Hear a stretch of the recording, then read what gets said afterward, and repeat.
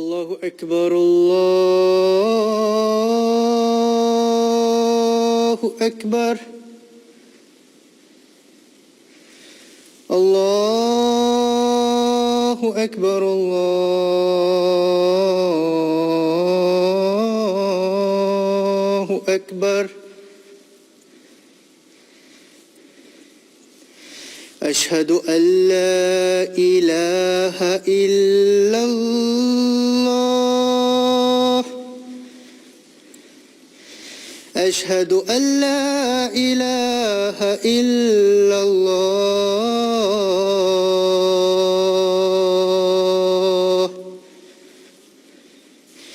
أشهد أن محمدا رسول الله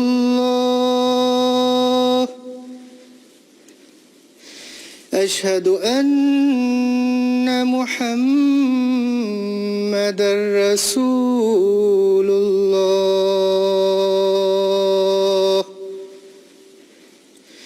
حي على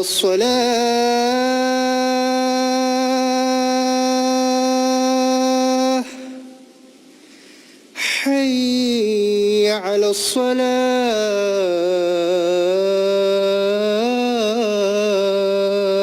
الصلاة حي على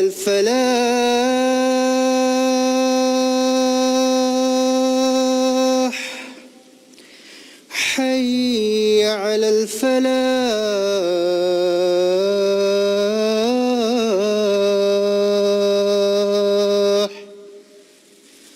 الله أكبر الله أكبر لا إله إلا الله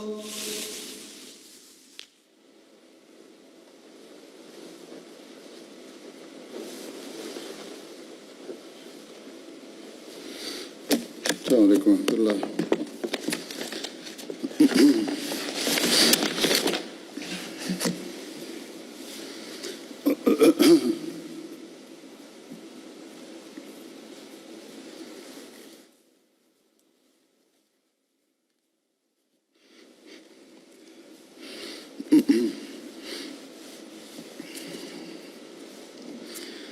أشهد أن لا إله إلا الله وحده لا شريك له وأشهد أن محمدا عبده ورسوله أما بعد فأعوذ بالله من الشيطان الرجيم بسم الله الرحمن الرحيم الحمد لله رب العالمين الرحمن الرحيم مالك يوم الدين إياك نعبد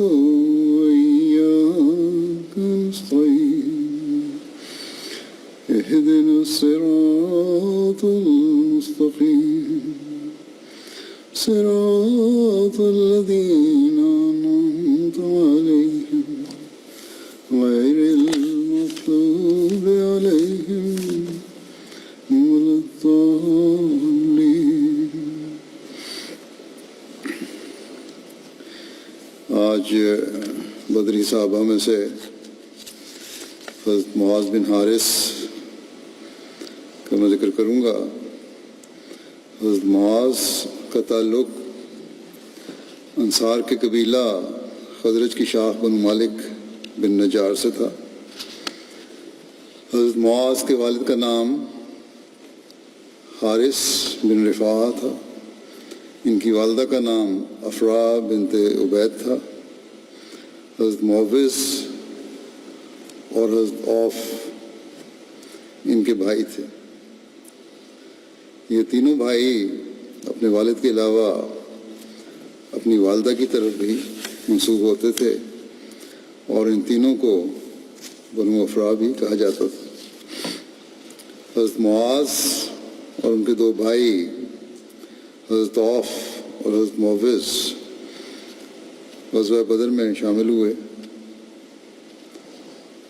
حضرت عوف اور حضرت معوذ دونوں غزوہ بدر میں شہید ہو گئے، مگر حضرت معاذ بعد کے تمام غزوات میں بھی رسول اللہ صلی اللہ علیہ وسلم کے ہمراہ شریک رہے۔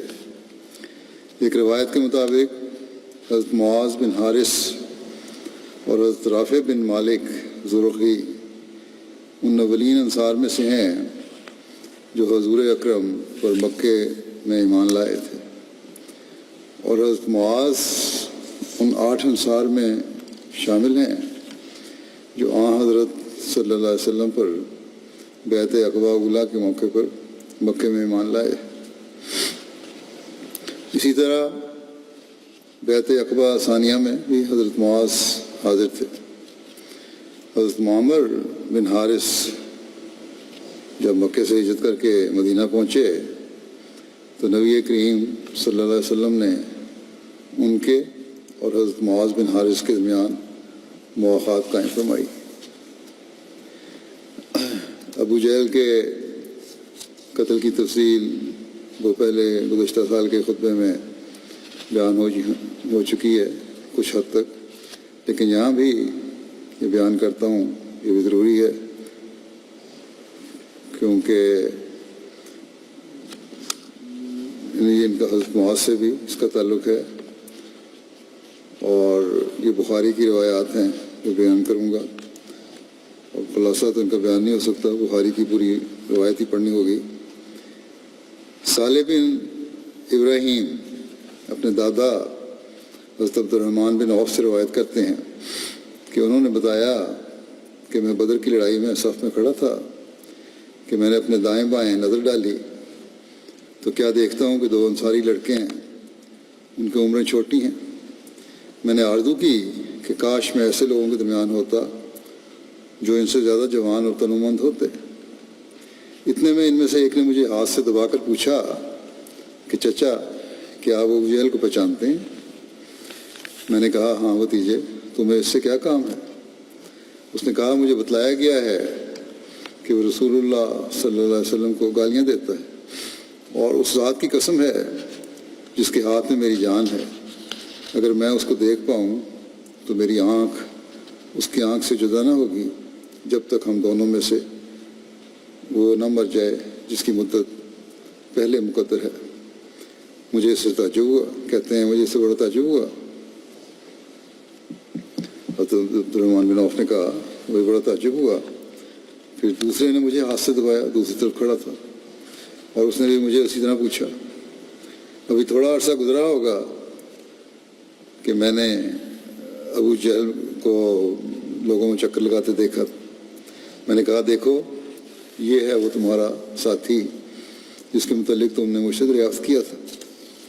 یہ سنتے ہی وہ دونوں جلدی سے اپنی تلواریں لیے اس کی طرف لپکے اور اسے اتنا مارا کہ اس کو جان سے مار ڈالا، اور پھر لوٹ کر رسول اللہ صلی اللہ علیہ وسلم کے پاس آئے اور آپ کو خبر دی۔ آپ نے پوچھا تم میں سے کس نے اس کو مارا ہے؟ دونوں نے کہا میں نے اس کو مارا ہے۔ آپ نے پوچھا کیا تم نے اپنی تلواریں پونچھ کر صاف کر لی ہیں؟ انہوں نے کہا نہیں۔ آپ نے تلواروں کو دیکھا؟ آپ صلی اللہ علیہ وسلم نے فرمایا کہ تم دونوں نے ہی اس کو مارا ہے۔ پھر فرمایا کہ اس کا مال معاذ بن عمر بن جموع کو ملے گا، اور ان دونوں کا نام معاذ تھا، معاذ بن افرا اور معاذ بن عمر بن جموع۔ یہ صحیح بخاری کی روایت ہے۔ حضرت انس بیان کرتے ہیں کہ نبی کریم صلی اللہ علیہ وسلم نے جنگ بدر کے دن فرمایا کون دیکھے گا کہ ابو جہل کا کیا حال ہوا ہے؟ حضرت ابن مسعود گئے اور جا کر دیکھا کہ اس کو افرا کے دونوں بیٹوں نے حضرت معاذ اور حضرت معوذ نے تلواروں سے اتنا مارا ہے کہ وہ مرنے کے قریب ہو گیا ہے۔ حضرت ابن مسعود نے پوچھا کیا تم ابو جہل ہو؟ بس ابن مسعود کہتے ہیں کہ انہوں نے ابو جہل کی داڑھی پکڑی. ابو جہل کہنے لگا کیا اس سے بڑھ کر بھی کوئی شخص ہے جس کو تم نے مارا ہے؟ یا یہ کہا کہ اس شخص سے بڑھ کر کوئی ہے جس کو اس کی قوم نے مارا ہو؟ احمد بن یونس نے اپنی روایت میں یوں کہا کہ عبداللہ بن مسعود نے یہ الفاظ کہے کہ تم ہی ابو جہل ہو. یہ بھی بخاری کی حدیث ہے.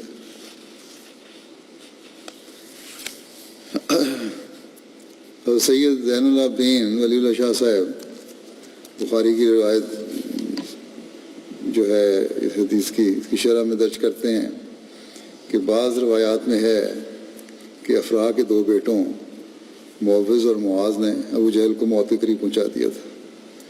بعض حضرت عبداللہ بن مسعود نے اس کا سر تن سے جدا کیا تھا. بخاری کتاب المغازی میں یہ ہے. علامہ ابن حجر عسقلانی نے اس احتمال کا اظہار کیا ہے کہ معاذ بن عمر اور معاذ بن افراح کے بعد معوذ بن افراح نے بھی اس پر وار کیا ہوگا.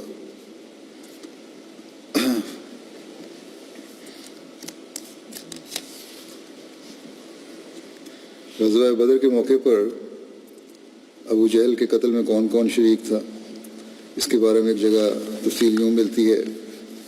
ابن ہشام نے علامہ ابن اسحاق سے روایت کی ہے کہ معاذ بن عمر بن جموع نے ابو جہل کی ٹانگ کاٹی تھی جس کے نتیجے میں وہ گر گیا، اور اکرمہ بن ابو جہل نے حضرت معاذ کے ہاتھ پر تلوار ماری جس کے نتیجے میں وہ الگ ہو گیا، ہاتھ یا بازو الگ ہو گیا. پھر معوذ بن افراح نے ابو جہل پر حملہ کیا جس کے نتیجے میں وہ نیچے گر گیا، اور اس میں زندگی کچھ نمک ابھی باقی تھی کہ حضرت عبداللہ بن مسعود نے اس کا سر تن سے جدا کر دیا. جب رسول اللہ صلی اللہ علیہ وسلم نے انہیں ابو جہل کو مقتولین میں تلاش کرنے کا حکم دیا تھا، یعنی اس وقت عبداللہ بن مسعود نے ان کا سر تن سے جدا کیا جب حضرت صلی اللہ علیہ وسلم نے ان کو حکم دیا تھا کہ ابو جہل کو مقتولین میں تلاش کریں. صحیح مسلم کی حدیث کے مطابق افراح کے دو بیٹوں نے ابو جہل پر حملہ کیا تھا یہاں تک کہ وہ مر گیا. اسی طرح بخاری میں باب قتل ابی جہل میں بھی ایسا ہی ذکر ہے. امام قرطبی کے نزدیک یہ وہم ہے کہ افراح کے دو بیٹوں نے ابو جہل کو قتل کیا تھا. وہ کہتے ہیں کہ بعض راویوں پر معاذ بن عمر بن جموع مشتبہ ہو گئے، یعنی معاذ بن افراح کے بجائے وہ معاذ بن عمر بن جموع تھے جو لوگ سمجھے کہ معاذ بن افراح ہیں. کہتے ہیں معاذ بن عمر بن جموع مشتبہ ہو گئے ہیں معاذ بن افراح کے ساتھ. علامہ ابن الجوزی کہتے ہیں کہ معاذ بن جموع افراح کی اولاد میں سے نہیں، اور معاذ بن افراح ابو جہل کو قتل کرنے والوں میں شامل تھا. شاید معاذ بن افراح کا کوئی بھائی یا چچا اس وقت موجود ہو، یا روایت میں افراح کے ایک بیٹے کا ذکر ہو اور راوی نے غلطی سے دو بیٹوں کو کہہ دیا ہو. بہرحال ابو عمر کہتے ہیں کہ اس روایت کی نسبت حضرت انس بن مالک کی حدیث زیادہ صحیح ہے جس میں ہے کہ ابن افراح نے ابو جہل کو قتل کیا تھا، یعنی افراح کا ایک بیٹا تھا. ابن تین کہتے ہیں کہ اس بات کا احتمال موجود ہے کہ دونوں معاذ بن عمر بن جموع اور معاذ بن افراح ماں کی طرف سے بھائی ہوں یا دونوں رضائی بھائی ہوں. علامہ داؤدی نے افراح کے دونوں بیٹوں سے مراد سہل اور سہیل لیے ہیں، اور کہا جاتا ہے کہ وہ دونوں معوذ اور معاذ ہیں. بہرحال یہ روایتیں آتی ہیں کہ تین نے قتل کیا، بعض نے دو نے، اور حضرت معاذ کا بھی، ان معاذ بن حارث کا بھی اس میں ذکر ملتا ہے. حضرت سید مرزا بشیر احمد صاحب نے غزوہ بدر کے جو حالات لکھے ہیں اور اس میں ابو جہل کے قتل کا واقعہ لکھا ہے، اس کا ذکر کرتا اس طرح کیا ہے کہ میدان کارزار میں کچھ تو خون کا میدان گرم تھا. مسلمانوں کے سامنے ان سے سہ چند جماعت تھی، 3 گنا جماعت تھی، جو ہر قسم کے سامان حرب سے آراستہ ہو کر اس عزم کے ساتھ میدان میں نکلی تھی کہ اسلام کا نام اور نام و نشان مٹا دیا جائے، اور مسلمان بیچارے تعداد میں تھوڑے، سامان میں تھوڑے، غربت اور بے وطنی کے صدمات کے مارے ہوئے ظاہری اسباب کے لحاظ سے اہل مکہ کے سامنے چند منٹوں کا شکار تھے، مگر توحید اور رسالت کی محبت نے انہیں متوالا بنا رکھا تھا، اور اس چیز نے جس سے زیادہ طاقتور دنیا میں کوئی چیز نہیں، یعنی زندہ ایمان نے ان کے اندر ایک فوق العادت طاقت بھرتی تھی۔ وہ اس وقت میدان جنگ میں خدمت دین کا وہ نمونہ دکھا رہے تھے جس کی نظیر نہیں ملتی۔ ہر ایک شخص دوسرے سے بڑھ کر قدم مارتا تھا اور خدا کی راہ میں جان دینے کے لیے بے قرار نظر آتا تھا۔ حمزہ اور علی اور زبیر نے دشمن کی صفوں کی صفیں کاٹ کر رکھ دی تھی۔ انصار کے جوش اخلاص کا یہ عالم تھا کہ عبد الرحمن بن عوف روایت کرتے ہیں کہ جب عام جنگ شروع ہوئی تو میں نے اپنے دائیں بائیں نظر ڈالی، مگر کیا دیکھتا ہوں کہ انصار کے 2 نوجوان لڑکے میرے پہلو و پہلو کھڑے ہیں۔ انہیں دیکھ کر میرا دل کچھ بیٹھ سا گیا، کیونکہ ایسی جنگوں میں دائیں بائیں کے ساتھیوں پر لڑائی کا بہت انحصار ہوتا تھا، اور وہی شخص اچھی طرح لڑ سکتا ہے جس کے پہلو محفوظ ہوں۔ مگر عبد الرحمن کہتے ہیں کہ میں اس خیال میں ہی تھا کہ ان لڑکوں میں سے ایک نے مجھ سے آہستہ سے پوچھا کہ گویا وہ دوسرے سے اپنی بات مخفی رکھنا چاہتا ہے، یہ چاہتا ہے کہ دوسرے کو پتہ نہ لگے جو دوسری طرف کھڑا ہے، کہ چچا وہ ابو جہل کہاں ہے جو مکے میں حضرت صلی اللہ علیہ وسلم کو دکھ دیا کرتا تھا؟ میں نے خدا سے عہد کیا ہوا ہے کہ میں اسے قتل کروں گا یا قتل کرنے کی کوشش میں مارا جاؤں گا۔ میں نے بھی ابھی اس کا جواب نہیں دیا تھا، عبد الرحمن بن عوف کہتے ہیں کہ میں نے ابھی جواب نہیں دیا تھا کہ دوسری طرف سے دوسرے نے بھی اسی طرح آہستہ سے یہی سوال کیا۔ میں ان کی یہ جرأت دے کر حیران رہ گیا، کیونکہ ابو جہل گویا سردار لشکر تھا اور اس کے چاروں طرف آزمودہ کار سپاہی جمع تھے۔ میں نے ہاتھ سے اشارہ کر کے کہا کہ وہ ابو جہل ہے۔ عبد الرحمن کہتے ہیں کہ میرا یہ اشارہ کرنا تھا کہ وہ دونوں بچے باز کی طرح جھپٹے اور دشمن کی صفیں کاٹتے ہوئے ایک آن کی آن میں وہاں پہنچ گئے، اور اس تیزی سے وار کیا کہ ابو جہل اور اس کے ساتھی دیکھتے کہ دیکھتے رہ گئے، اور ابو جہل خاک پر تھا۔ اکرمہ بن ابو جہل بھی اپنے باپ کے ساتھ تھا۔ وہ اپنے باپ کو تو نہ بچا سکا، مگر اس نے پیچھے سے معاذ پر ایسا وار کیا کہ اس کا بایاں بازو کٹ کر لٹکنے لگا۔ معاذ نے اکرمہ کا پیچھا کیا، مگر وہ بچ کر نکل گیا۔ چونکہ کٹا ہوا بازو لڑنے میں مزاحم ہوتا تھا، معاذ نے اسے زور سے کھینچ کر اپنے جسم سے الگ کر دیا اور پھر لڑنے لگ گئے۔ بس خلیفہ مسیح ثانی رضی اللہ عنہ واقعے کو بیان کرتے ہوئے اس طرح بیان فرماتے ہیں کہ ابو جہل جس کی پیدائش پر ہفتوں اونٹ ذبح کر کے لوگوں میں گوشت تقسیم کیا گیا تھا، جس کی پیدائش پر دفوں کی آواز سے مکے کی فضا گونج اٹھی تھی، بڑے ڈھول دھماکے وہ ڈھول بجائے جا رہے تھے اور بڑے باجے بجائے جا رہے تھے، تف بجائے جا رہے تھے، اور اس کی پیدائش پر بڑی خوشی منائی جا رہی تھی کہ مکے کی فضا بھی گونج اٹھی تھی۔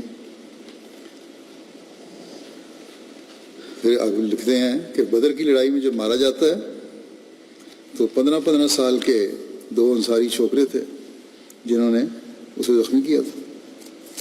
حضرت عبداللہ بن مسعود فرماتے ہیں کہ جب جنگ کے بعد لوگ واپس جا رہے تھے تو تو میں میدان میں زخمیوں کو دیکھنے کے لیے چلا گیا. آپ بھی مکے کے ہی تھے، اس لیے ابو جہل آپ کو اچھی طرح جانتا تھا. آپ فرماتے ہیں کہ میں میدان جنگ میں پھر ہی رہا تھا، کیا دیکھتا ہوں کہ ابو جہل زخمی پڑا کر آ رہا ہے. جب میں اس کے پاس پہنچا تو اس نے مجھ سے مخاطب کرتے ہوئے کہا کہ میں اب بچتا نظر نہیں آتا، تکلیف زیادہ بڑھ گئی ہے. تم بھی مکے والے ہو، میں یہ خواہش کرتا ہوں کہ تم مجھے مار دو تا میری تکلیف دور ہو جائے، لیکن تم جانتے ہو کہ میں عرب کا سردار ہوں، اور عرب میں یہ رواج ہے کہ سرداروں کی گردنیں لمبی کر کے کاٹی جاتی ہیں، اور یہ مقتول کی سرداری کی علامت ہوتی ہے. میری یہ خواہش ہے کہ تم میری گردن لمبی کر کے کاٹنا. حضرت عبداللہ بن مسعود فرماتے ہیں کہ میں نے اسی گردن تھوڑی سے کاٹ دی اور کہا، ٹھوڑی کے قریب سے کاٹی، اور کہا کہ تیری آخری حسرت بھی پوری نہیں کی جائے گی.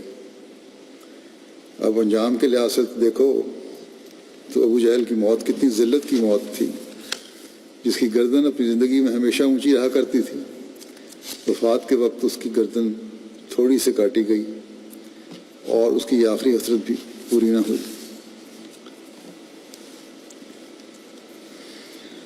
حضرت ربیع بنت معوذ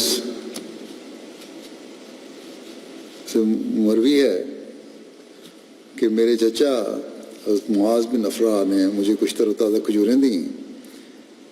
کھجوریں دے کر حضور اکرم صلی اللہ علیہ وسلم کی خدمت میں بھیجا تو نبی کریم صلی اللہ علیہ وسلم نے مجھے زیور عطا فرمایا جو بحرین کے حاکم نے آپ کو بطور ہدیہ بھیجا تھا. ایک اور روایت میں ہے کہ حضرت ربیع بنت معوذ سے روایت ہے کہ میرے چچا حضرت معاذ نے میرے ہاتھ ایک ہدیہ نبی کریم صلی اللہ علیہ وسلم کی خدمت میں بھیجا تو آپ نے اسے زیور عطا فرمایا جو بحرین کے حاکم کی طرف سے آپ کو ملا تھا. علامہ ابن اسیر لکھتے ہیں کہ بحرین کے حاکم اور دیگر بادشاہوں نے حضرت صلی اللہ علیہ وسلم کی خدمت میں تب طائف وغیرہ بھیجے تھے جب اسلام وسعت اختیار کر چکا تھا، اور اپنے بادشاہوں کے نام خطوط لکھے تھے اور انہیں تحائف ارسال فرمائے تھے. تو انہوں نے بھی آپ کی خدمت میں خطوط لکھے اور اپنے تحائف ارسال کیے. حضرت معاذ بن حارث نے 4 شادیاں کی تھیں، جن کی تفصیل یہ ہے: حبیبہ بنت قیس، ان سے ایک بیٹا عبید اللہ پیدا ہوا.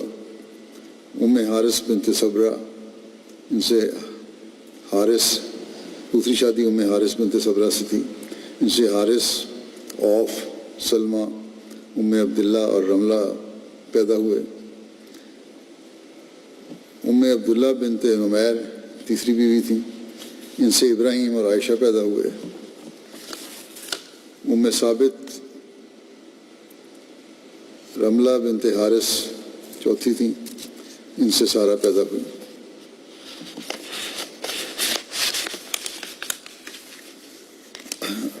علامہ ابن اسیر نے اپنی تصنیف وسط الغابہ میں حضرت معاذ کی وفات کے متعلق مختلف اقوال درج کیے ہیں.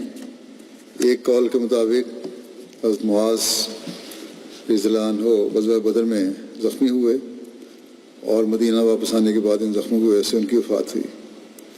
ایک قول کے مطابق وہ حضرت عثمان کے دور خلافت تک زندہ رہے. ایک قول کے مطابق وہ حضرت علی کے دور خلافت تک زندہ رہے. ان کی وفات حضرت علی اور امیر معاویہ کے درمیان جنگ صفین کے دوران ہوئی. جنگ صفین 36 اور 37 ہجری میں ہوئی تھی، اور حضرت معاذ نے حضرت علی کی طرف سے جنگ میں شرکت کی تھی. دوبارہ ان کی وفات کے بارے میں مختلف ہیں روایتیں. بعض جو باتیں ان سے یہی پتہ لگتا ہے کہ انہوں نے لمبی زندگی پائی تھی، کیونکہ اولاد اور بیویوں کو اگر دیکھا جائے تو اگر یہ وہی ہیں تو اب اس سے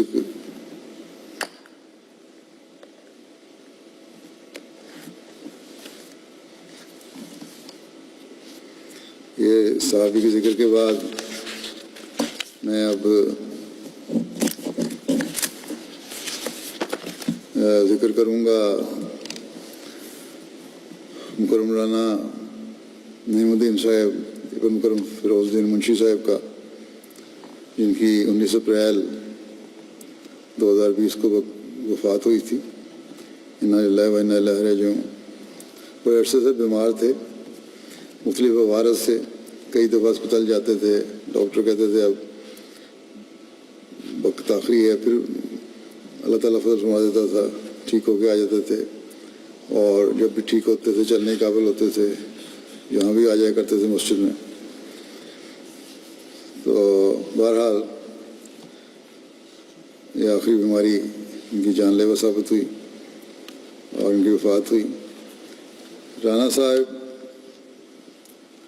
کی پیدائش جو کاغذات کے مطابق ہے 1934 کی ہے، اور بعض روایت کے مطابق 1930 یا 32 کی بنتی ہے۔ بہرحال کاغذات کے مطابق 34 کی ہے، اس لحاظ سے 86 سال عمر تھی۔ ان کے خاندان میں احمدیت کا نفوذ ان کے والد محترم فیروز الدین صاحب کے ذریعے سے ہوا تھا، جنہوں نے 1906 میں حضرت مسیح موعود علیہ السلام کی بذریعہ خط بیعت کی تھی، اور پھر تقسیم ملک کے بعد جو ہندوستان اور پاکستان کی پارٹیشن ہوئی ہے، یہ پاکستان شفٹ ہو گیا خاندان، اور پہلے لاہور میں ہی رہے۔ پھر 1948 میں رانا صاحب لبا آ گئے، پھر انہوں نے اپنے آپ کو فرقان بٹالین کے لیے پیش کیا، اور فرقان بٹالین کے بعد اصلی مسیح ثانی رضی اللہ عنہ نے رانا صاحب کو میر پور خاص کے قریب زمینوں پر بھجوا دیا، یہاں جو چند سال رہے۔ نظام وصیت میں بہت پرانے شامل ہیں، 1951 سے ان کی وصیت ہے۔ ان کی شادی بھی، ان کی اہلیہ کا نام سارہ پروین تھا، جو استاد دولت خان صاحب صحابی حضرت مسیح علیہ السلام کی پوتی تھیں۔ پھر ان کے جو بارے میں ریکارڈ دفتر کا ہے، اس کے مطابق جو رجسٹر ہے آفس آرڈر کا عملہ حفاظت خاصہ، اس کے مطابق رانا نعیم الدین صاحب کا 3 اگست 1954 کو ریزرو آن ڈیوٹی کے طور پر تقرر ہوا، اور اس کے بعد پھر نومبر 1955 سے 11 مئی 1959 تک عملہ حفاظت خاص میں بطور گارڈ رہے۔ جب اصلی حضرت مسیح ثانی رضی اللہ عنہ تفسیر کے کام کے سلسلے میں نخلا جایا کرتے تھے، کئی مہینے میں قیام فرمایا کرتے تھے، تو مرحوم کو بھی اس وقت وہاں حفاظت اور جنریٹر کی، بجلی تھی نہیں، جنریٹر چلتا تھا ڈیزل کا، اس کی دیکھ بھال کی ڈیوٹی تھی، اور عمومی طور پر اس چھوٹی سی جگہ آباد کی گئی تھی، اس کی حفاظت کی ذمہ داری بھی تھی۔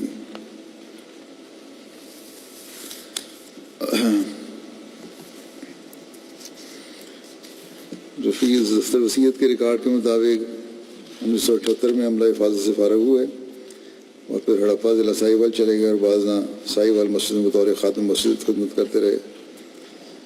اس دوران اکتوبر 1984 میں احمدیہ بیت الذکر ساہیوال پر مخالفین نے حملہ کیا، جس میں یہ حفاظتی ڈیوٹی پر مامور ہونے کی وجہ سے یہ مامور تھے، وہاں جب حملہ کیا اور انہوں نے جواب دیا اس کا، تو رانا نعیم الدین صاحب کے ساتھ کل 11 افراد کے خلاف مقدمہ درج ہوا، اور اس طرح رانا صاحب کو 26 اکتوبر 1984 سے مارچ 1994 تک اسیر راہ مولا رہنے کی سعادت نصیب ہوئی۔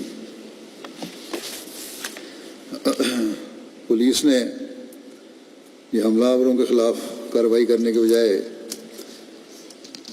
ہمارے 11 باب جماعت کے خلاف مقدمہ درج کیا، اور ان کو سزا ہوئی۔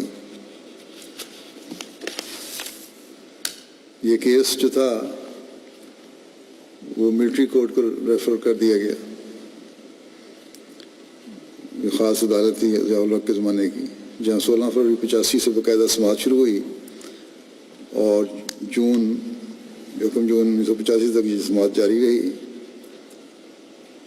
اور اس میں کل تو پہلے 11 افراد تھے، لیکن بعد میں پھر 7 احباب جن میں نارانی رحیم الدین صاحب بھی شامل تھے، ان کا فیصلہ پینڈنگ کر دیا گیا، 2 جو باہر ملک چلے گئے تھے 2 کو بری کر دیا گیا تھا، تو یہ 7 افراد جو تھے ان کا معاملہ پینڈنگ تھا۔ بعد میں اسی کورٹ نے، جو اسپیشل ملٹری کورٹ تھا، اس نے الیاس منیر صاحب، ربیع سلسلہ اور رانا نعیم الدین صاحب کو سزائے موت کی سزا سنا دی، اور باقی جو 5 ملزمان تھے ان کو 25 سال قید کی سزا سنا دی گئی۔ بہرحال اس فیصلہ کے خلاف اپیل پر لاہور ہائی کورٹ نے مارچ 1994 میں رہائی کا حکم دیا، اور کاغذات کی تکمیل پر 19 مارچ 1994 کو ان کی رہائی عمل میں آئی، اور اس طرح یہ ہمارے رسیر جو تھے 9.5 سال ان کو راہ مولا میں اسیری برداشت کرنے کا شرف حاصل ہوا، اسیر رہنے کا شرف حاصل ہوا۔ مخالفین کی طرف سے ان اسیران کی رہائی کے بارے میں ہائی کورٹ کے فیصلہ کے خلاف سپریم کورٹ میں اپیل دائر کی گئی، اور اس کا بھی مئی 2013 میں اس کا آغاز ہوا اس کی ہیئرنگ کا۔ تاہم یہ دونوں بیرون ملک تھے، کوئی پیش رفت نہیں ہوئی، اور ابھی تک یہ کیس پینڈنگ ہے۔ دوران اسیری پولیس کی طرف سے خاص طور پر تشدد کیا جاتا رہا، اور ان سے بیان لینے کی کوشش کی جاتی تھی کہ چونکہ تم اپنے خلیفہ کے باڈی گارڈ رہے ہو، اس لیے انہوں نے تمہیں یہ کام کرنے کے لیے بھیجا ہے کہ اس طرح مسلمانوں کو مارو۔ رانا نعیم الدین صاحب اس مقدمے سے رہائی کے بعد 1994 میں لندن شفٹ ہو گئے، اور یہاں بھی اپنی عمر کے لحاظ سے بہت بڑھ کے عملہ حفاظت میں اپنی ڈیوٹی سے انجام دیتے رہے، اور 2010 میں ان کی بڑی بیٹی کی وفات ہوئی، پھر چند دن بعد ان کی اہلیہ کی وفات ہو گئی۔ پھر انہوں نے مجھ سے پوچھا تھا پاکستان جانے کا، حالات تو ایسے تھے کہ بظاہر مشکل لگتا تھا، لیکن بہرحال میں نے کہا جا کے تو جلدی واپس آ جائیں، اور یہ چند دن کے لیے گئے اور پھر واپس آ گئے۔ مرحوم نے پسماندگان میں ایک بیٹا اور 4 بیٹیاں یادگار چھوڑی ہیں۔ ان کے بیٹے رانا وسیم احمد وقف زندگی ہیں، پرائیویٹ سیکرٹری UK کے دفتر میں کام کر رہے ہیں، اور 4 بیٹیاں بھی لندن میں مقیم ہیں۔ ان کے بیٹے لکھتے ہیں کہ ہمیں ہمیشہ یہی سبق دیا ہمارے والد نے کہ خلافت سے چمٹے رہنا، اور سب کچھ خلافت سے وابستہ ہے۔ خود بھی خلافت کے شہدائی تھے، اور کہتے تھے میں ڈیوٹی پر جاتا ہوں تو خلیفہ وقت کو دیکھتا ہوں تو جوان ہو جاتا ہوں۔ میری صحت کا راز بھی یہی ہے کہ میں اس عمر میں بھی ڈیوٹی پر آتا ہوں، ورنہ میں تو چارپائی سے لگ جاؤں۔ وقت کے بہت پابند تھے، ہمیشہ ڈیوٹی کے لیے 2-3 گھنٹے پہلے تیار رہتے تھے۔ اگر میں کہتا کہ ابو جان ابھی تو ٹائم بہت ہے، تو پھر پہ کیا ہوا، گھر بیٹھ کر کیا کرنا ہے۔ ایک ڈاکٹر ہیں شام، انہوں نے بھی لکھا کہ ان کے میں نے کاغذات دیکھے، ان کی فائل دیکھی پڑھی تو میں حیران رہ گیا کہ اس بیماری کے ساتھ اس عمر میں تو بندہ گھر میں بیٹھ جاتا ہے یا کیئر ہوم میں چلا جاتا ہے، لیکن یہ چلتے پھرتے بھی ہیں، اور یہی کہا کرتے تھے میری صحت چلنے پھرنے کا راز یہی ہے کہ میں آ جاؤں اور خلیفہ وقت کے ساتھ رہوں اور صحبت میں رہوں۔ رانا صاحب بھی لکھتے ہیں ان کے بیٹے کہ اکثر ان کی مالش کیا کرتا تھا۔ ایک دن میں نے ان کی ٹانگوں کی مالش کر رہا تھا، ان کے گھٹنے کے پاس آیا تو ان کی ہلکی سی آواز نکلی۔ میں نے پوچھا کیا ہوا، تو کہنے لگے کچھ نہیں۔ بہرحال کہتے میں نے ذرا اصرار کیا تو کہنے لگے کہ یہ جیل کی چوٹوں کی درد ہے۔ ہمیشہ صبر اور تحمل کا مظاہرہ کیا، اور جیل میں جو مارا جاتا ہے بڑا ظالمانہ طریقے سے پاکستانی جیلوں میں مارا جاتا ہے، تو بہرحال سب کچھ انہوں نے برداشت کیا۔ اور باہر آ کے بھی صبر کا معیار ان کا بہت بلند تھا. کبھی طبیعت خراب ہوتی تو کسی کو نہیں بتاتے تھے، بلکہ اکثر یہی کہتے تھے کہ الحمدللہ میں ٹھیک ہوں. خلافت کی اطاعت کا ان کا معیار کیا تھا؟ کہتے ہیں ایک دفعہ میں والد صاحب کے پاس بیٹھا ہوا تھا اور اکثر ان سے واقعات سنانے کے لیے کہتا. ایک دن کہنے لگے کہ جب خلیفۃ مسیح ثانی رضی اللہ عنہ جابے گئے تھے، نخلا جہاں وہ تفسیر لکھ رہے تھے، تو میں ان کے ساتھ تھا، جیسا کہ میں نے پہلے بتایا وہاں رہے ہیں. تو کسی بات پر وہ مجھ سے خفا ہو گئے، خلیفہ ثانی رانا نعیم الدین صاحب سے خفا ہو گئے اور مجھے فرمایا کہ تم مسجد میں چلے جاؤ اور جا کر استغفار کرو. کہتے ہیں کہ میں مسجد میں چلا گیا. جابے میں کچی مسجد ہوتی تھی، چھوٹی سی کچا صحن ہوتا تھا.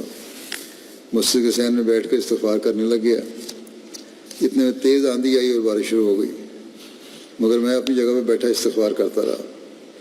جب کافی دیر ہو گئی اور مسجد کا ایک صاحبان جو لگایا ہوا تھا وہ بھی اٹھ گیا، تو حضور نے ثانی نے فرمایا کہ نعیم کدھر گیا ہے؟ کچھ لوگ مجھے ڈھونڈتے ہوئے مسجد میں آئے اور کہا کہ تمہیں حضور بلا رہے ہیں.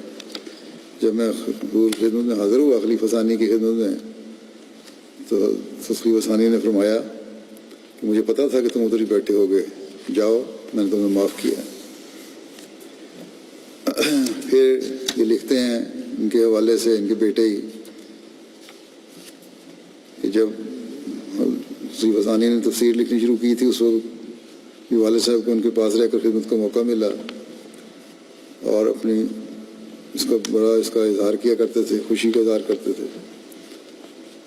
اور یہ ان کی عادت تھی کہ اپنی خوشی تو ہر ایک سے شیئر کرتے تھے، مگر غم کبھی کسی کو نہیں بتاتے تھے.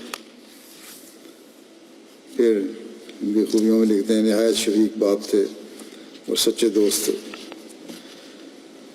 رانا وسیم نے جو وقت کیا ہے تو کہتے ہیں میرا وقت قبول ہوا تو مجھے ایک دن کہنے لگے کہ یہ بہت بڑی ذمہ داری ہے، ہمیشہ توبہ استغفار کرتے ہوئے اپنے وقف کو نبھانا. کبھی کوئی دکھ بھی دے تو چپ کر جانا، نہ کہ بحث کرنا، اور تمام بات اللہ پر چھوڑ دینا اور صبر کرنا، اور صبر کا دامن کبھی ہاتھ سے نہ چھوڑنا. اللہ تعالیٰ صبر کرنے والوں کے ساتھ ہوتا ہے. اس طرح مجھے نصیحت کرتے تھے جیسے کہ دوست ہوں. اور پھر کہتے ہیں میری اہلیہ جو ان کی بہو تھی رانا صاحب کی، ان سے بھی دوستوں کی طرح پیش آتے، بلکہ بیٹیوں سے بھی بڑھ کے پیش آتے. کہتے ہیں ایک واقعہ یہ بھی انہوں نے بتایا مجھے کہ ربا میں والد صاحب کو حضرت اماں جان کی دربانی کا بھی موقع ملا. پھر جب انہوں نے خود وصیت کی تو اپنے دوسرے رشتہ داروں کو بھی وصیت کی تلقین کرتے تھے.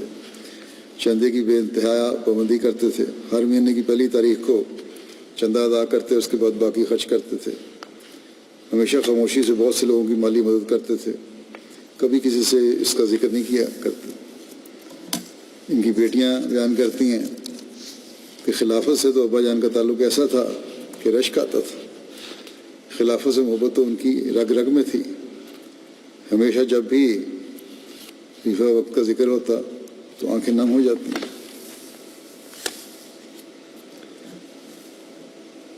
افسر کا احترام، ان کی بیٹی نے ایک واقعہ لکھا ہے کہ ایک دفعہ ہم سب بہنیں ابو جان کے ساتھ ملاقات کے لیے پریس سیکریٹری دفتر میں بیٹھی تھیں اور انتظار کر رہی تھیں کہ اندر جائیں ملاقات کے لیے. تو اچانک ہم نے دیکھا کہ ابا جان الرٹ ہو کے کھڑے ہو گئے جیسے ڈیوٹی پہ کھڑے ہوتے تھے. ہم حیران ہوئے کہ اچانک کیا ہو گیا ہے. جب ہلکا سار اٹھا کے دیکھا تو دیکھا کہ نائب افسر حفاظت تھے، دفتر میں تھے، کسی کام سے آئے تھے، ڈیوٹی کرنے کے لیے آئے تھے. اور ان کے احترام میں کہتے ہیں میرے والد کھڑے ہو گئے اور جب تک وہ وہاں رہے وہ وہاں کھڑے رہے. جب باہر چلے گئے تو ابا جان واپس بیٹھ گئے. کہتی ہیں کہ یہ چاند ایک منٹ کی بات تھی لیکن ہمیں بہت کچھ سکھا گئی. ہمیں ساری عمر یہی نصیحت کی کہ زندگی میں فائدہ لینا ہے تو خلافت سے ایسے چمٹ جاؤ جیسے لوہا مقناطیس کے ساتھ چمٹتا ہے. پھر یہ کہتی ہیں کہ ابا جان نے ہم چاروں بہنوں بھائی اور بھابھی کو کچھ دن پہلے جب عیدی دی تو ہم نے کہا کہ ابو جان ابھی تو رمضان بھی شروع نہیں ہوا، کہنے لگے کہ وقت کا پتہ نہیں ہوتا، اپنے فرض پورے کرنے میں دیر نہیں کرنی چاہیے، اور اب وفات سے چند دن پہلے ہی اپنے بچوں کو عیدی بھی دے کے گئے۔ ان کی بہو بیان کرتی ہیں کہ میرا بہت خیال کرتے تھے، ہمیشہ باپ بن کے مجھے نصیحت کرتے تھے۔ جب والد کی وفات ہو گئی ان کی بہو کی، تو میں فوراً اپنے بیٹے کو کہا کہ تم دونوں میاں بیوی جاؤ پاکستان اور وہاں شامل ہو ان کی جنازے میں۔ پھر یہ بہو لکھتی ہیں جب بھی رات کی کسی پہر میری آنکھ کھلتی تو میں نے ہمیشہ ان کو نماز پڑھتے دیکھا، خلافت سے بے انتہا عشق تھا۔ ہر ایک لکھنے والے نے تقریباً یہی لکھا ہے، خلافت سے وفا کا تعلق بہت تھا، اور کہا کرتے تھے کہ خلافت کی دعاؤں کی بدولت ہی جیل میں رہا ہوں اور خلافت کی دعاؤں سے یہاں ہوں۔ اور کہتے تھے کہ جس ملک کے صدر نے موت کے کاغذ پہ دستخط کیے تھے خلافت کی دعاؤں کی وجہ سے، اس کا تو پتہ نہیں لگا کہ کہاں گیا، اور رانا صاحب زندہ نشان بن کر دنیا کے سامنے آ گئے۔ ان کی ایک بیٹی ہیں عابدہ، وہ کہتی ہیں کہ ہمارے بچوں کو ایک نصیحت ہمیشہ کرتے تھے کہ خدا سے اور خلافت سے ہمیشہ پختہ تعلق رکھو، اور کہتے تھے اسی میں تمہاری بقا ہے۔ ہمیشہ قرآن مجید پڑھنے کی تلقین کرتے رہتے، نماز اور تہجد کے پابند تھے۔ کہتے ہیں میں نے کبھی اپنی زندگی میں نہیں دیکھا کہ انہوں نے کبھی تہجد چھوڑی ہو۔ ہمارے لیے دعاؤں کا خزانہ تھے، بہت زیادہ مہمان نواز تھے، غریب رشتہ داروں کا خیال رکھتے تھے۔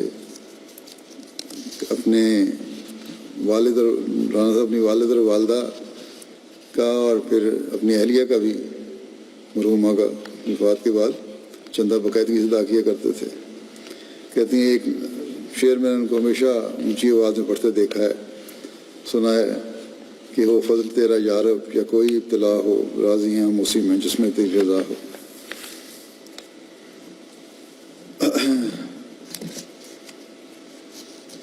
کہتی ہیں کہ بیٹی ان کی کہ امی جان کی وفات کے بعد ہم سب بہنوں کو بہت زیادہ خیال رکھا اور اپنی بہو کے ساتھ بھی بیٹیوں سے بڑھ کر سلوک کیا۔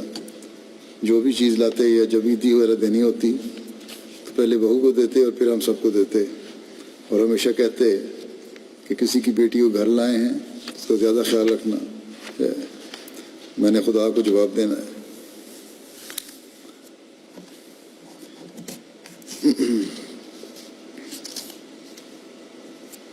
ایک بیٹی لکھتی ہیں کہ واقعی انہوں نے آزمائش کے وہ دن جو جیل میں گزارے اس کی رضا پر اور دین کی محبت اور خلافت کی محبت میں گزارے۔ کبھی ان کے منہ سے شکوہ تو دور اس تک نہیں سنا۔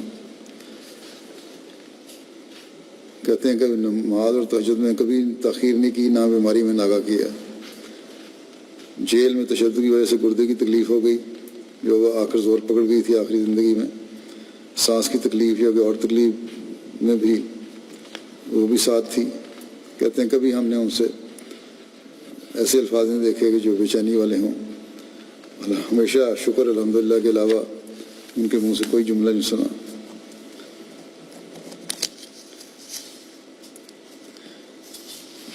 پھر ایک کہتی ہیں کہ ہمارے لیے یہاں تک سوچا تھا کہ کہتے تھے پتہ نہیں بڑی عمر ہو گئی ہے میری، 87-88 سال عمر ہو گئی، وقت کا پتہ نہیں ہے کہ جب میں نہ ہوں یا فوت ہو جاؤں تو مجھے پاکستان لے کے جانا۔ اور پھر یہ بھی ساتھ کہا بیٹیوں کو کہ میں نے اب سب کے لیے ٹکٹ کے پیسے رکھے ہوئے ہیں تاکہ اپنے خاوند کی طرف نہ دیکھو جب جنازہ میرے لے کے جاؤ، اپنے باپ کے خرچے پر جاؤ اس کے جنازے کے ساتھ۔ ابھی تو حالات کی وجہ سے جنازہ جا نہیں سکتا، امانت تدفین کی گئی ہے، اگر کوئی راستہ نکلا تو ان کی خواہش کے مطابق انشاءاللہ جنازہ بھجوانے کی کوشش کی جائے گی۔ ان کے بھانجے ہیں رانا شبیر ربا میں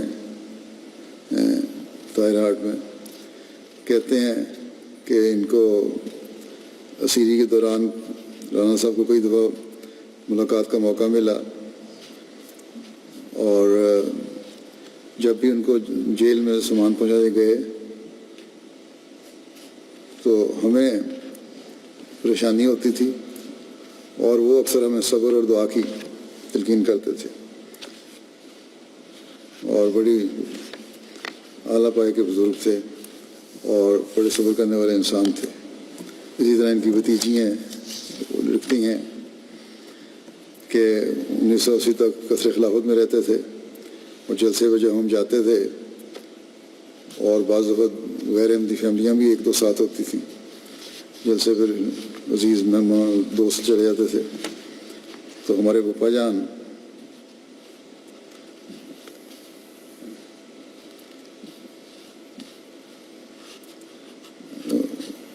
ہمیشہ ان کی بیوی کی بھتیجی تھی یہ ہیں روبینہ صاحبہ، کہ اپنے اہلیہ کو کہا کرتے تھے کہ مہمانوں کا ہمیشہ خیال رکھنا ہے، اور کھانے میں اور سونے میں کوئی تکلیف نہ ہو۔ اگر جگہ کام ہوتی تو خود بچوں کو لے کر اسٹور یا کچن میں سو جاتے، اور مہمانوں کو کمرہ یا برآمدہ میں اچھی جگہ پر سلاتے۔ وہ کہتے ہیں یہ مسلم ملک کے مہمان ہیں، ان کو تکلیف نہیں ہونی چاہیے۔ ان کے ایک بھانجے کہتے ہیں کہ میں انہیں جیل میں ملنے گیا، اور جب ان سے خیریت دریافت کی اور واقعے کے بارے میں جاننا چاہا تو بڑے جوشیلے انداز میں فرمایا، بیٹا ہر حال میں کلمے کی حفاظت کرنی ہے، اگر آپ کی جان بھی چلی جائے تو کوئی پرواہ نہیں۔ کہتے ہیں یہ بھانجے کہ مجھے یوں محسوس ہوا کہ یہ الفاظ کسی ایسے انسان کے نہیں بلکہ کسی فرشتے کی آواز ہے۔ بڑے دلیر، بہادر اور کلمے کی حفاظت کرنے والے، خلافت سے عشق کرنے والے لیڈر احمدی مسلمان تھے۔ پھر یہ کہتے ہیں میں بیلجیم سے جب لندن شفٹ ہوا تو کہتے ہیں جب یہاں آئے ہو تو خلافت کے ساتھ پھر چمٹ جانا، یہاں اگر آئے ہو خلافت کی وجہ سے، اور خلیفہ وقت کی ہر بات میں لبیک کہنا، نہیں تو کوئی فائدہ نہیں۔ اور پھر یہ بھی کہا کہ باقاعدگی سے نمازیں ادا کرو، اور ہمیشہ اللہ تعالیٰ کی توجہ کو کسی بھی مسئلے پہ گھبرانے کے بجائے۔ جھوٹے اور منافق سے سخت بیزار تھے، اپنی ڈیوٹی کے بارے میں بہت فکر میں رہتے۔ کبھی طبیعت زیادہ خراب ہوتی تو گھر والے کہتے کہ آج آرام کر لیں، تو کہتے نہیں میں ٹھیک ہوں، یہ تو میرے بونس کے دن ہے، بڑھاپے میں مجھے مل رہا ہے، خدمت کا موقع مجھے ملنے دو۔ الیاس منیر صاحب جو جیل میں رانا صاحب کے ساتھی تھے، وہ لکھتے ہیں کہ رانا صاحب کے ساتھ میری زندگی کا ایک حصہ گزرا ہے، اور اس آخری وقت رخصت ان کو دیکھ بھی نہیں سکتا تو دل مضطرب ہے، سخت مضطرب ہے۔ رانا صاحب مرحوم کے ساتھ 10 سال کا عرصہ سیری میں گزرا، ایک دن بھی میں نے انہیں حوصلہ ہارتے ہوئے نہیں دیکھا، حتیٰ کہ جب فوجی ڈکٹیٹر کی طرف سے آپ کو سزائے موت کا ظالمانہ اور بہیمانہ حکم سنایا گیا تو بھی اسے خندہ پیشانی سے سنا اور قبول کیا۔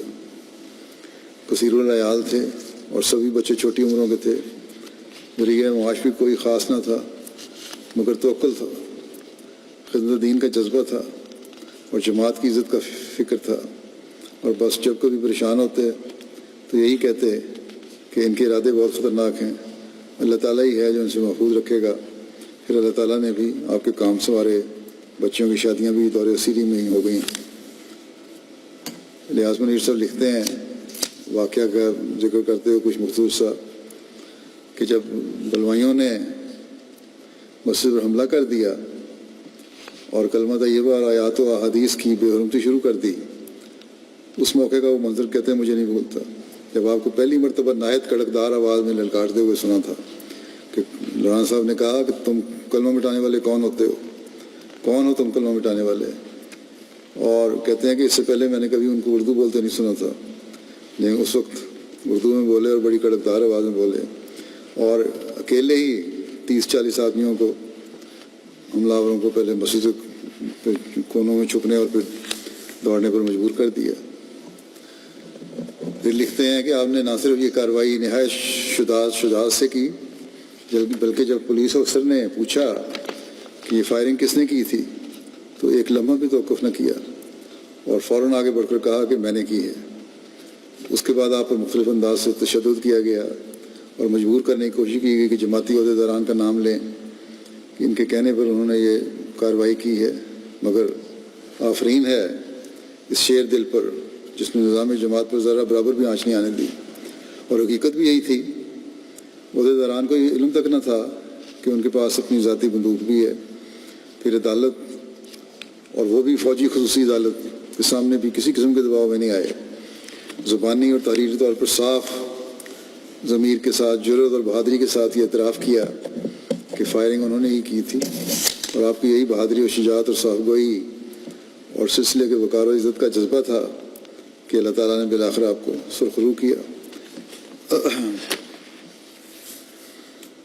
اور آخر دم تک ان کو خدمت کی توفیق بھی میری خلافت کے ساتھ۔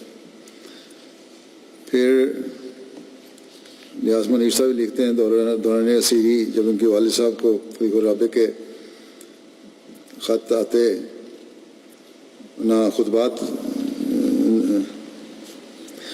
دوران اسیری ان کے والد خلیفہ مسیح رابع کے خطبات اس وقت MTA کا رواج تو شروع نہیں ہوا تھا، باقاعدہ نظام خطبات تحریری آتے تھے، ان کا متن ہمارے لیے لاتے تو کہتے ہیں رانا صاحب مجھے اپنے ساتھ بٹھا لیتے تھے کہ خطبہ سناؤ، اور جتنا عرصہ ہم سزائے موت کی کوٹھریوں میں رہے، اس دوران جب کچھ دیر کے لیے کھولا جاتا تو وقفہ جو تھا جو ہمیں باہر نکالا جاتا تھا، علیحدہ ہوتے تھے نا، جب دونوں کو کھولا جاتا ایک اکٹھے کرنے کے لیے، تو وہ اکٹھے ہونے کا جو وقت تھا وہ صرف خطبہ سننے کے لیے وقف کر دیتے اور بڑے اہتمام سے خطبہ سنتے۔ پھر کہتے ہیں کہ جو نماز باجماعت ہو سکتی تھی اس کے لیے باقاعدہ اہتمام کرتے، بلکہ بعض اوقات جیل میں موجود بعض دیگر احمدیوں کو بلا لیتے۔ رمضان کا جہاں تک تعلق ہے تو کہتے ہیں کہ ہمیں مئی، جون اور جولائی کے سخت روزے جیل میں آئے، اور محترم رانا صاحب اپنی بڑی عمر اور جیل کی صعوبتوں کے باوجود تمام روزے رکھتے رہے۔ کہتے ہیں کہ بڑا غیر معمولی ہمت اور حوصلہ انہوں نے دکھایا اور پوری بشاشت کے ساتھ ہر صورتحال کا مقابلہ کیا، اور جب ان کو سزائے موت کا حکم بھی سنایا گیا تو بڑی ہمت سے انہوں نے اس وقت بھی وقت گزارا، اور یہ کیفیت تھی ان کی جرأت کی، غیروں نے بھی محسوس کی۔ کہتے ہیں حکم ملنے کے، سزائے موت کا حکم ملنے کے، جس پہ صدر نے بھی دستخط کر دیے تھے، رانا نعیم الدین صاحب کے پاس ایک وارڈر آیا جیل کا اور کہنے لگا کہ بزرگوں دیکھو یہ مرزائی عجیب ہیں، ان کو سزائے موت کی تاریخ مل گئی ہے اور اپنے انجام کی آخری منزل پر پہنچ گئے ہیں، مگر ان کے چہروں پر کوئی اثر نہیں ہوا اور کوئی فرق نہیں آیا، ذرا بھی کملائے نہیں۔ اور بہرحال باتیں لمبی کرتا رہا۔ رانا صاحب کہتے ہیں کہ میں نے سمجھ گیا کہ اسے میرا پتہ نہیں کہ میں کون ہوں۔ جب اس نے اپنی بات مکمل کر لی تو اس نے اس سے پوچھا، رانا صاحب نے میرے چہرے پر کوئی تم نے اثر دیکھا ہے؟ اس نے جواب دیا کہ نہیں۔ اس پر رانا صاحب کے اس انکشاف نے اسے ہلا کر رکھ دیا کہ میں بھی احمدی ہوں اور انہیں میں سے ہوں۔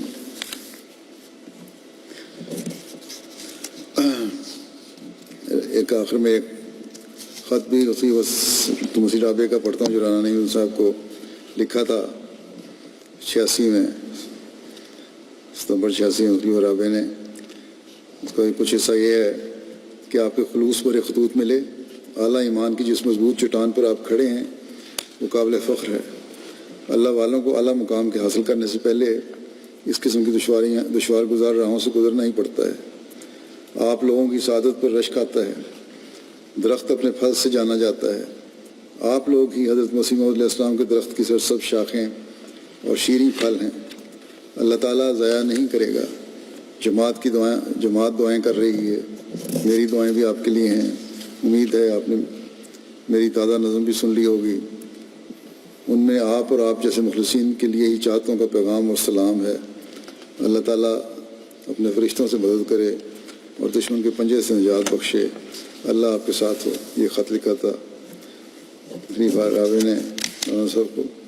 مبارک صدیقی صاحب بیان کرتے ہیں کہ ایک مرتبہ میں نے ان سے ان کے اسیری کے دنوں کی بات کی اور جیل میں مشکلات کا ذکر کیا تو مسکرا کر کہنے لگے کہ ہم احمدیوں کی زندگی اللہ تعالیٰ کے لیے، رسول کے لیے اور خلیفہ کی اطاعت کے لیے وقف ہے، اس لیے مجھے کبھی کوئی مشکل نہیں لگتی۔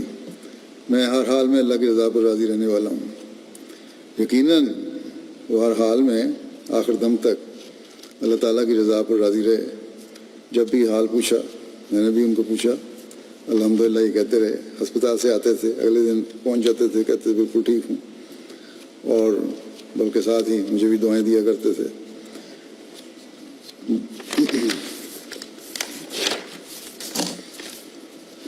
جیسا کہ میں نے کہا، ایک ڈاکٹر نے کہا کہ اس قسم کے حوالے کے لوگ جو ہیں جن کی ٹانگیں بھی سوجی ہوئی ہوں وہ تو گھر سے باہر نہیں نکل سکتے، تو یہ ڈیوٹی پہ آ کے کھڑے ہو جاتے ہیں۔ اور اس بات پہ ان کو حیرانی تھی ڈاکٹر کو۔ ڈاکٹر تو حیران ہوتے ہوں گے، لیکن ان کو کیا پتا کہ ان میں ایک جذبہ تھا، خلافت سے پیار تھا، اس کے قریب رہنے کی تڑپ تھی جو ان کو مسجد میں کھینچ لاتی تھی، ڈیوٹی پر لے آتی تھی۔ میں نے ان کے چہرے پر ہمیشہ بڑی طمانینت دیکھی اور خلافت کے لیے محبت دیکھی۔ اللہ تعالیٰ ان سے اگلے جہان میں بھی پیار اور محبت کا سلوک فرمائے اور اپنے پیاروں کے قدموں میں جگہ دے۔ میں انہیں بچپن سے جانتا ہوں، جیسا کہ ذکر ہوا جب وہ جابہ نخلا میں حضرت خلیفۃ المسیح ثانی کے ساتھ ہوتے تھے، اس وقت جایا کرتے تھے۔ ہم بھی کچھ دنوں کے لیے وہاں جایا کرتے تھے گرمیوں میں۔ ہم سے اس وقت بھی ان کا بڑی شفقت کا سلوک ہوتا تھا، اور خلافت کے بعد تو اس کا رنگ ہی اور تھا میرے ساتھ۔ جیسا کہ خلافت سے وفا کے واقعات اور احساسات، جذبات ہم نے سن لیے ہیں، وہ ہر وقت نظر آتے تھے۔ اللہ تعالیٰ ان کے بچوں کو بھی ہمیشہ وفا کے ساتھ اپنے باپ کے نقش قدم پہ چلنے کی توفیق عطا فرمائے۔ حالات کی وجہ سے ان کا جنازہ تو نہیں پڑھا جا سکا، میں نہیں پڑھ سکا، حکومتی پابندیاں بھی تھیں، شور ریسٹرکشنز تھیں، اس کا افسوس بھی ہے۔ انشاءاللہ تعالیٰ کسی وقت ان کا جنازہ غائب بھی پڑھا دوں گا۔ آخر پر میں دوبارہ آج کل کے مرض کے حوالے سے یہ بھی کہنا چاہتا ہوں کہ اپنے احمدی مریض ہیں بعض، ان کے لیے بھی دعا کریں، اللہ تعالیٰ سب کو شفائے کاملہ عطا فرمائے، اور ہمیں بھی اپنی رضا کی راہوں پر چلنے کی توفیق عطا فرمائے، صحیح رنگ میں ہمیں عبادت کا حقوق العباد کا حق ادا کرنے کی توفیق عطا فرمائے، اور جلد یہ بلا ہم سے دور فرمائے۔ دنیا کو بھی سمجھ اور عقل دے، وہ بھی یہ خدا کو پہچاننے والے بنے، خدا تعالیٰ کی عبادت کرنے والے بنے، توحید کو جاننے والے بنے۔ اللہ تعالیٰ سب پر رحم فرمائے۔